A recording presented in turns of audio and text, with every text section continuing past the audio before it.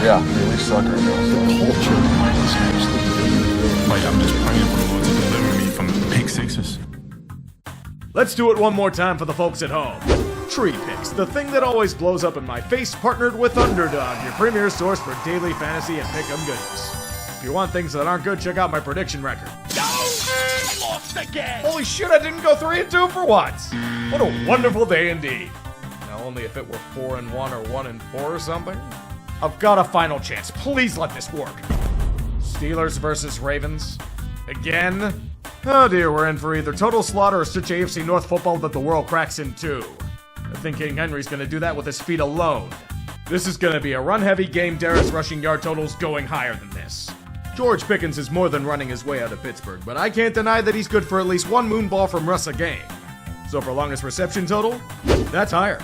Speaking of Chef Russ, Baltimore's defense has gotten its shit together in the second half, and he's in his worst stretch as a Steeler. I am hard lower on his stat line. My concern with the Ravens is the potential absence of Zay Flowers. But regardless of his health, I'm thinking Mark Andrews has a solid day at the office. As for Chris Boswell, it's Chris Boswell. Dude, don't miss. Higher all the way. Playoffs may be here, but Underdog has so many promos and options for you to test your foresight of ball. Pretty much anything you can think of is fair game. It's a daunting one, but if you choose to accept this task, use the code UTREE in the link below. Secure up to $1,000 in bonus cash in your first deposit, plus a special pick in the lobby. And with Underdog, always remember to play responsibly. Week 18. You're either anticipating something more, hoping to God you can make it there, or simply eager for the inevitable release of death. The season's about over, and all the ups and downs that encompass it. As always, we'll go over the games of least importance first. Have to build up the tension somehow. Let's get to it. In a contest between two franchises circling the drain, I have one question to ask. How the fuck does Trent Baalke still have a job? I'm dead serious, the dude's a fucking hack and somehow survives every single power struggle imaginable. Does he have unflattering images of Tony Khan? What's his plan besides to fail miserably everywhere he goes? It might be Joe Flacco's final game in the NFL, but against this dead Jags team, he'll go out as the elite legend that he is. It's a surprising barn burner between two moribund franchises with nothing to play for but a bitter send-off to a lost season. Flacco against Mac Jones, what we all anticipated from this matchup. And not our fault that AR5 has back spasms. Jonathan Taylor's still crushing it, so no real point in saying otherwise. Even if this game goes to overtime, it doesn't really matter. Of course, the moment when there's absolutely nothing to play for but pride, the Colts hang on and gift the Jags a slightly better draft pick. Glory be Jim Irsay's football acumen. Wait, they're keeping Ballard and Steichen? What the hell has Chris Ballard done to stay employed? This organization is forfeit. The Pastronaut is once again landing. Josh Dobbs is seeking one more miracle run after the memes ran wild last season. It didn't work out as planned. The Niners merely recreated what they've experienced for most of the year. Patrick Taylor Jr. may have had a 100-yard game, but when the defense can't stop a damn thing, it's over. Just over. Kyler Murray finishing a disappointing year with 4 TDs, and that's a wrap. In a decrescendo from what was supposed to be an incredible run, Arizona takes them behind the shit and pummels them within an inch of their life. What a dud. San Fran paid for a Rolls Royce and ended up receiving a total junker. Now the question is, what the hell do you do from here? The Cards are showing progress and they might not be the division's jobber for much longer. Especially if MHJ plays up to his potential and they get a few more assets to fortify holes on the roster. It's gonna be a long offseason, Niners. A Super Bowl may not be in your future, but another injury bowl certainly is. They're becoming a dynasty in this medium. The 18th week of the season, Jimmy Jesus has risen to grace us with his presence. The Rams have nothing to play for since the division's already locked up, so the backups are out here getting some reps in. Even for facing their B squad, the Seahawks are keeping this uncomfortably close for some reason.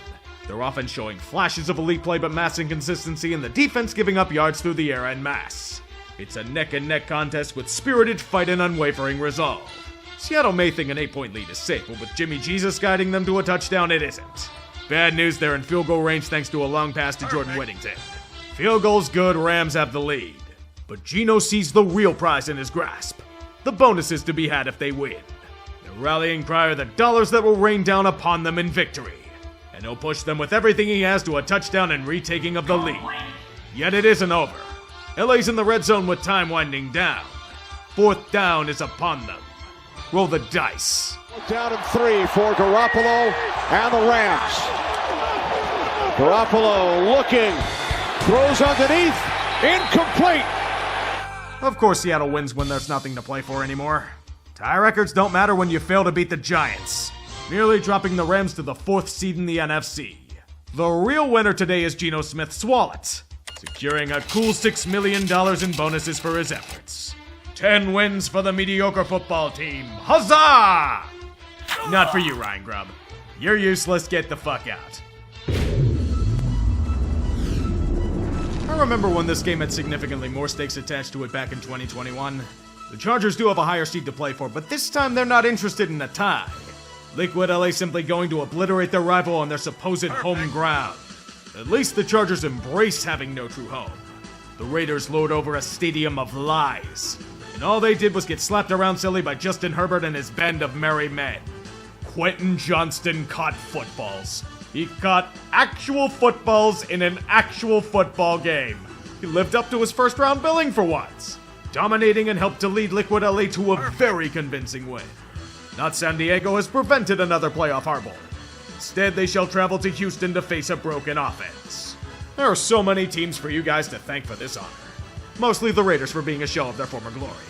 Where's your random ass Amir Abdullah breakout game now? Trey Lance is alive? He's allowed to play the game of football on a professional stage again? What a world we live in. Too bad it's not leading to all that much in terms of point production for either team. Washington's playing most of their starters and they're struggling against these boys. It's definitely an ugly start.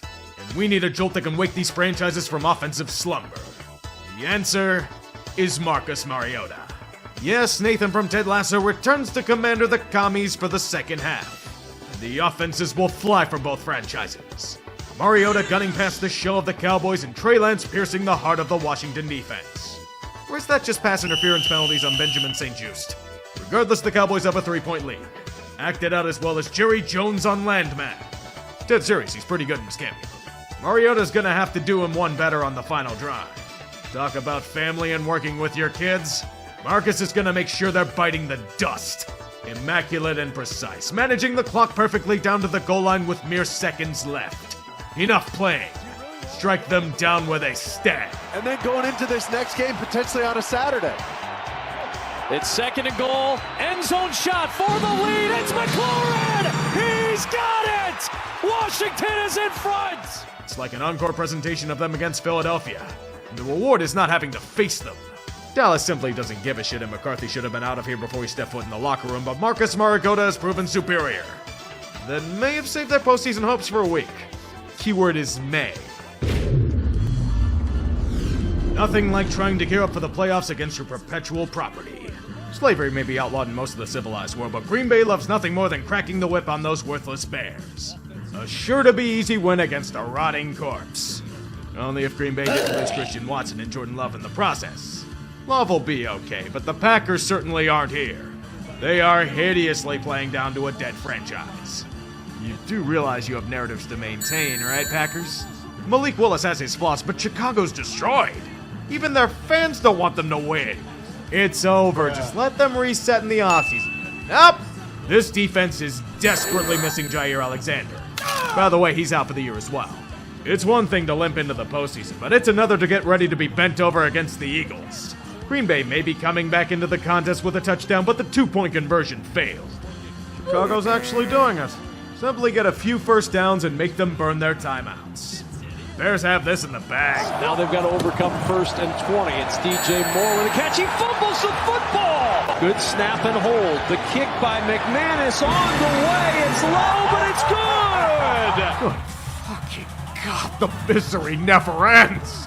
This is such a Bears thing to happen and a Bears season to happen. The only thing that can make this worse is if Caleb leads Chicago to field goal range to simply repeat history. Oh no. A chance for a game-winning field goal against Green Bay? Don't tell me it's gonna happen again. Good snap.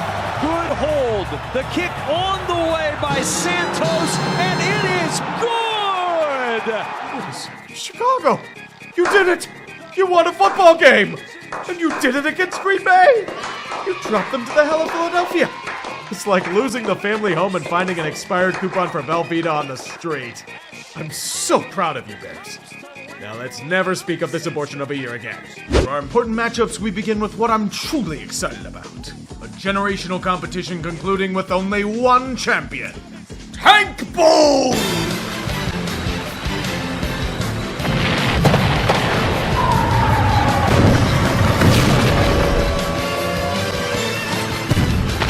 The rules are simple. Lose and secure a delicious bounty. New England gets first claim. If they somehow win, it goes to Tennessee. Then Cleveland, then the Giants if it gets to that point. We'll start out in New York to see if they understood the assignment. Good news, New York, you did. Fortunately, they weren't facing the god-awful Colts defense, so Drew Lock's magical run comes to an end here. It doesn't for Tanner McKee, however. With nothing to play for and Pickett injured, Tanner reinforces his claim as the most efficient quarterback in the NFL for some inane reason, slinging nothing but touchdowns. Saquon's also resting, so the season rushing record will remain intact. The same can't be said about the Giants and their sanity. This was no contest. Winning one game late is one thing, but winning another would have resulted in riots on the streets. Tell the officers to stand down. Philly simply took them out to solidify their claim for the second seed.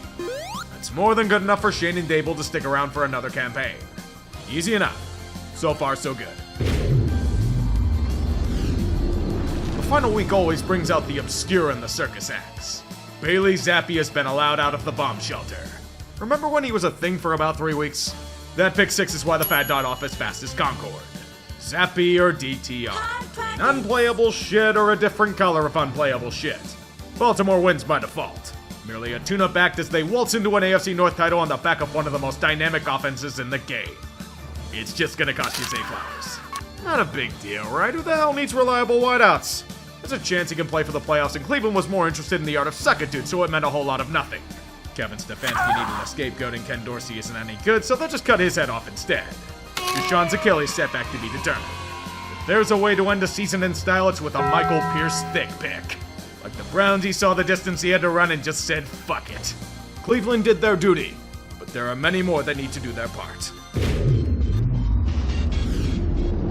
Nothing will be more hilarious to me than the Titans donning their old baby blues and going by the Oilers every time Houston comes to town.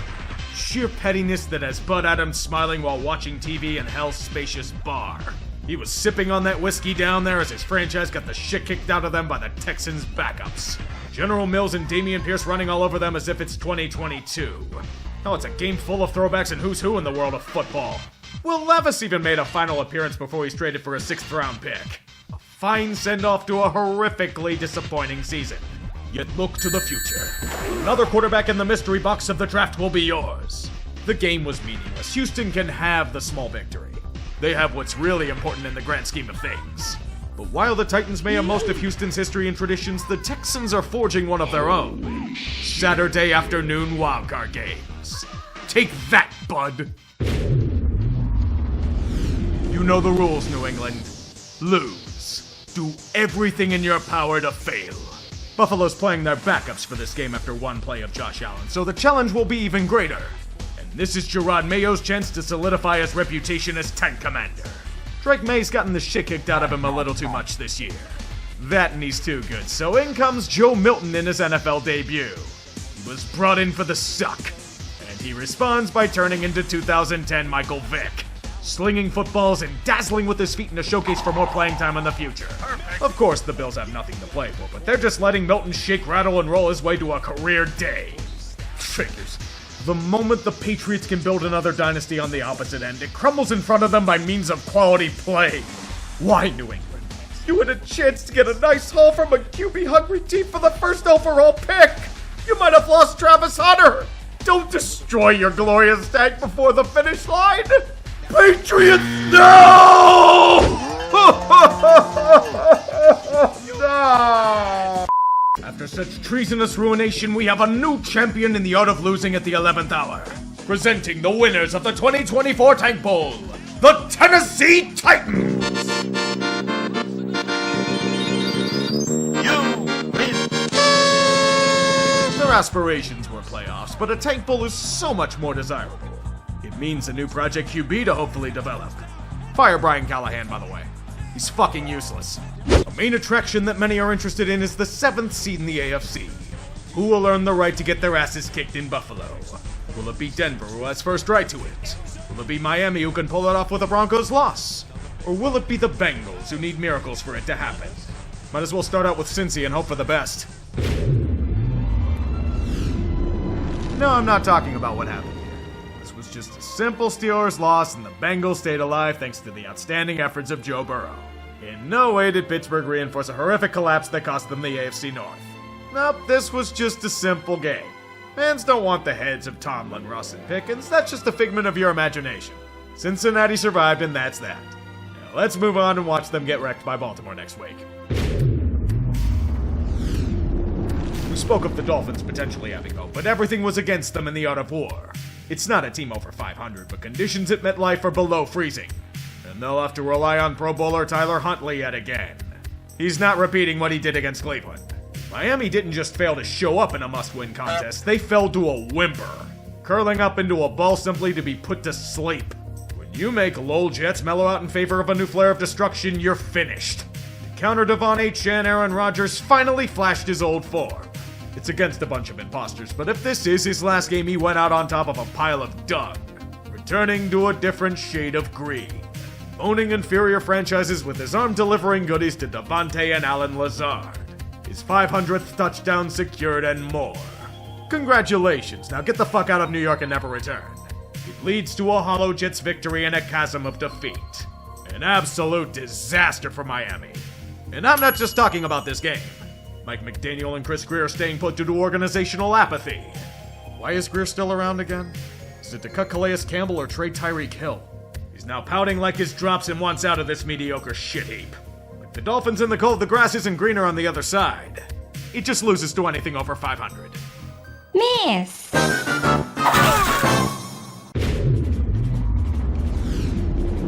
Cincinnati, terrible news. You're gonna have to rely on Carson Wentz to survive. Chiefs have nothing to play for and are giving reps to their backups. Denver doesn't want to leave anything to chance and is playing a glorified Pac-12 squad. It was over before the opening kickoff. The Broncos weren't simply interested in winning the game. They wanted a punching bag. Some outcast or hated kid to beat up on the playground to take out frustrations. That blocked kick has been haunting their nightmares for months. Mo Pix is going to emerge from an interceptionless shadow to obliterate a defense looking forward to rest and recuperation, slaughtering anything wearing Chief Red in a blowout rivaling the glories of the past. And now their time has come again. It's been a long while, Denver. For the first time since their Super Bowl run with the withered husk of Peyton, a new Peyton will lead the way. The house money of the playoffs await.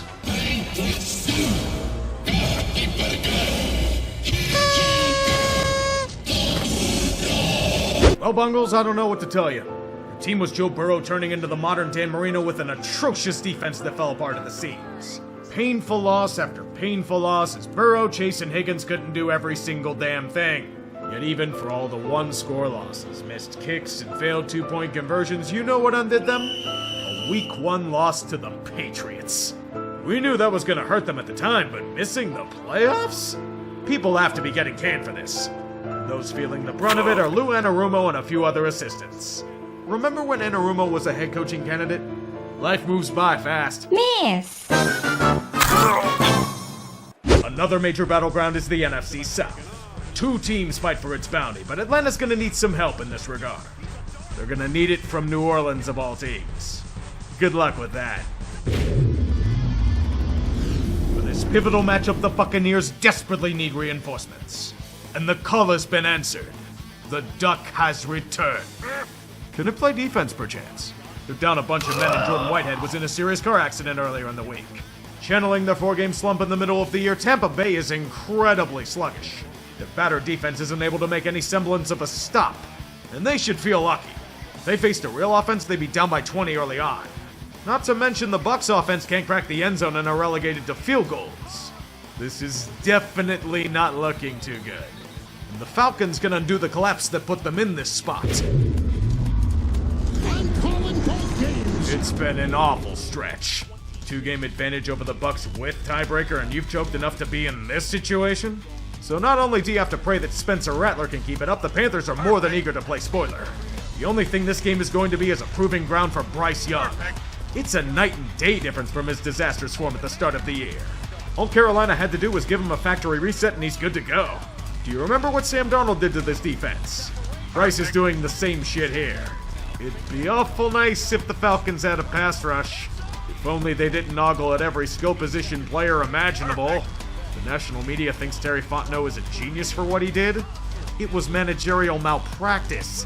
The Panthers' defense is the worst in football on most statistical metrics, but it means nothing if Atlanta's D can do nothing but bow down in the wake of Bryce. This is an offensive fire show. Rice and company against Penix and Bijan. Strength against strength. And Carolina's eager to generate momentum going into next year. They're doing a good job of it so far. A college barn burner Big 12 style. And I think those teams could play better defense. This is going to take overtime to solve. Knowing this game, it's going to whomever gets the ball first. Lucky you, it's Carolina. No pass rush for Atlanta, no ability to defend Young. The game's already lost. Bow the fuck out. Another year of failure to add on to the pile. Bryce has a signature moment in his often maligned career and has been given new life. The Falcons only suffer inevitable death. This organization somehow still hasn't recovered from 28-3. Miss. Okay, so this didn't mean anything at all. But then again, this is New Orleans. We're starting Spencer Rattler and featuring Jawan Johnson, MVS, and Clyde Edwards-Helaire. That means the Saints' offense is going to do pretty much nothing, despite countless opportunities gifted to them. It was only a matter of time before the powers of the Duck would take hold. Baker was able to corral them. Under his gutsy and tenacious play, Tampa Bay gains control of their own destiny and leaves nothing to chance. The Saints must convert to the cult of Ducky under penalty of death. Oh, glorious day to fire cannons away into their enemies everywhere. As the comeback is more than complete, witness the great fruits of a wondrous revival. Mike Evans breaking the 1,000-yard receiving barrier for the 11th season.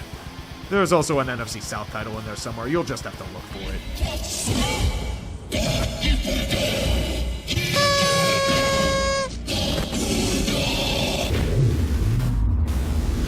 One last war zone to visit. And it's the most important one of the week. The NFC North and the number 1 seed all in the balance. Winner is able to get much needed rest and recuperation. The loser has to take a trip to LA as a wild card. A bunch of Viking season ticket holders took the trip east as expert goalie. That's the only win they can boast about. When they needed him at his best, Sam Darnold saw ghosts. Easily his worst performance with the Vikes. Just missing targets and overthrowing every critical pass imaginable. It was like he was back with the Jets. Sam, you had your opportunity to maintain the starting role next year and you were stuffed by a defense full of insurance agents. Detroit's been decimated on that front and they're still dominating people. Jesus Christ! The Lions were far from perfect. Jared Goff was doing a good bit in his power to hand the game away. But the Motor City's just too strong and have too much aura to falter in the big situation. Jahmyr Gibbs is just gonna pummel these fools. It's nowhere close. Stop the damn match. Detroit's proven far superior to a team's clock striking midnight. Kings of the North and home field in the playoffs. Well done, boys. I just hope all the injuries you've suffered don't cost you a true chance at Lombardi. The final stage is set. 14 teams remain and are ready to duel to the death. Only one shall remain. And the defending back-to-back contender receives a first-round bye to recharge their mana points for more bullshit. Gunning for revenge, Buffalo has a shot, but will have to take care of business against Denver first. The Ravens receive another showing of AFC North football. The rivalry with the Steelers will add another chapter after Pittsburgh's near-traditional collapse. Liquid LA usurps the 5th seed at the last moment and will travel to Houston to face an ailing fraud squad. In the NFC, the Lions stand tall, despite missing several limbs and vital organs. Coming in second, Philadelphia controls it and faces a team that's upended such a foe last season. Be careful with Green Bay. I'd also be careful if I were the commies. Tampa Bay's been playing with fire, and in their home stadium, it could be a nightmare. Meanwhile, Minnesota's forced to head to LA for a master versus apprentice showdown. Things are hopefully going to get spicy. And thus concludes the 8th year of Sportsball. Has it really been that long? Good lord, it feels like I started this yesterday. Bring out your dead one more time. Put your bodies on the street for collection on this most somber day. We call it Black Monday. Amazing how much mileage you can get out of facing a Matt Patricia defense in the Super Bowl. The The Jaguars were looking for stability in their organization and ended up getting Tweedledee and Tweedledum. I know you're going to argue with me about his first year in Duval, but why he succeeded was simple. He wasn't Urban Meyer. You could have had a blocking sled as head coach and it'd be a drastic improvement. After that, we got an emperor stripped of his clothes. A supposed quarterback whisperer oversaw the complete stagnation of Trevor Lawrence. Maybe he can keep clinging on to Press Taylor. He'd have more success than the Jags in the red zone. I just don't get why Trent Baalke's still here. He's the malignant tumor in the organization. What kind of Teflon is he made of, and how can I get some from my kitchen utensils? This guy was handpicked and groomed by Robert Kraft to replace Belichick? If Mayo were a restaurant dish, everyone served it would get food poisoning. He's nowhere near ready for a head coaching role. He was tactically outmaneuvered at every turn. He repeatedly threw players and coordinators under the bus, then denied ever saying it. Gerard showed no sort of potential or ability to lead a team. And that's kind of a big thing for a head coach. The guy never had a coordinating job, yet Kraft expected him to fill a legend's shoes? With that terrible roster? Get him back to coaching linebackers and let him cook for another decade. What a disaster. You know, boys, I think the Titans may be an incompetently run shithole. Only one calendar year after casting off Mike Vrabel in a power struggle, Tennessee admits that they chose the wrong side in a greater purge. Or did Rand lose another power struggle to those above him? It's probably the latter. For his tenure, Carthon tried to bridge between a disastrous John Robinson run and a precarious rebuild. Most of the moves he made blew up in his face. The Jarius Sneed comes to mind here, not to mention Will Levis's staggering regression. You just have to wonder if this has more to do with Chad Brinker and Amy Adams running a circus act. How the hell does Brian Callahan still have a job? If there was a guy to fire, it was that boob. The 49ers thank you for the compensatory third-round pick. There are two states of being here. Was Antonio Pierce the right choice for the Raiders headed into the year? Absolutely. Did AP do anything close enough to win another season? Absolutely not. Pierce only has one note and he never evolved from that previous burst of energy. When the luster wore off, all we're left seeing is Freddie Kitchens with vibes. He maintained a solid locker room, but that's it. Everything else was pretty dire. When your choice to run the offense is Luke Getsy, you've more than lost the plot. The only thing more confusing than that was his in-game decision-making. From smoking cigars in the locker room to being smoked by most teams they faced. I think I know the next step for Pierce. Go back to the Giants. Go home as defensive coordinator. It is destiny. May bad franchises stay bad, and may the football gods show no mercy. Amen. They ended up getting the second overall pick. Carolina, of course, took Bryce Young. Texans took C.J. Stroud, too, and I guess the rest is history. Milton running for his life. All kinds of flags, all kinds of activity. Milton nice. Fires to the end zone, and it is caught. Yeah, Douglas